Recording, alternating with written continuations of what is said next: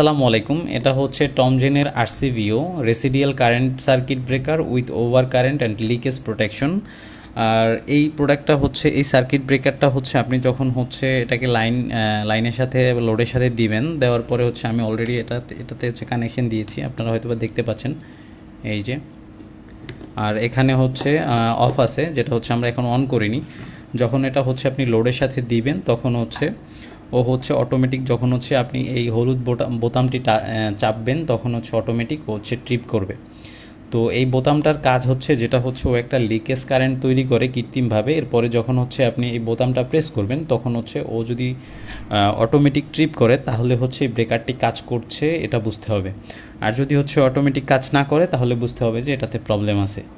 হ্যাঁ, এটা হচ্ছে আপনি কানেকশন দেওয়ার পরে মাসে একবার হয়তো বা হচ্ছে আপনি টেস্ট পারপাসে ইউজ করতে পারেন।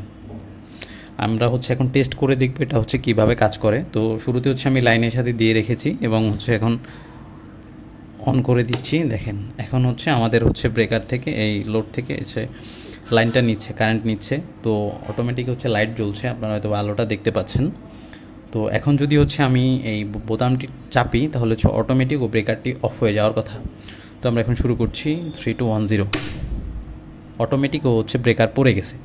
তো এটা হচ্ছে তাহলে সম্পূর্ণ ওকে আছে, এই ব্রেকারটি ঠিকঠাক মতোই কাজ করছে। Thank you.